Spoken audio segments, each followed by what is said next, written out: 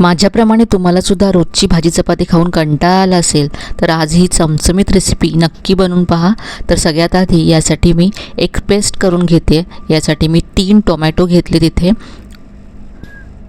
यामध्ये आलं लसूण घातलं, यानंतर कोथिंबीरीचे देठ घातले, 7 ते 8 काजू भिजत घातले होते ते घातले, 1 चमचा काश्मीरी लाल मिरची पावडर, धने जिरे पूड घातली, चवीप्रमाणे घरगुती लाल तिखट घातलं आणि याची अशी पेस्ट करून घेतले।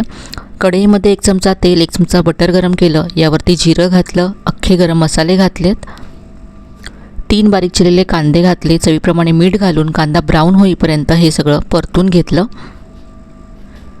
थोडंसं लाल तिखट हळद घातली, यानंतर तयार केलेली पेस्ट यामध्ये घातली। आता ही पेस्ट तेल सुटेपर्यंत परतून घ्यायची। इथे झाकण ठेवून मी ही पेस्ट छान अशी शिजवून घेतली। यानंतर यामध्ये थोडंसं गरम पाणी घातलं, सगळं छान मिक्स करून घेतलं।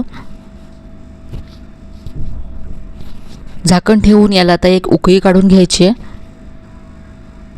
याला छान अशी उकळी आली।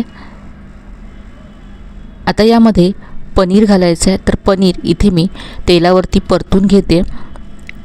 यामध्ये मी थोडंसं लाल तिखट आणि हळद घातलं आणि 1 मिनिट पनीर असं तेलावरती छान परतून घेतलं। पनीर आता या ग्रेव्हीमध्ये घालायचं आहे। याबरोबरच यावरती मी गरम मसाला घातला आहे आणि 1 चमचा कसुरी मेथी घातली, याबरोबरच 1 चमचा बटर घातलं। सगळं छान मिक्स करून आता याला उकळी काढायची आहे। तर इथे चमचमीत असा पनीर बटर मसाला तयार झाला आहे।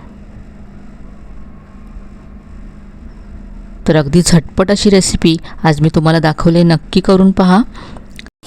रेसिपी आवडली असेल तर लाईक शेअर आणि सबस्क्राईब करायला विसरू नका।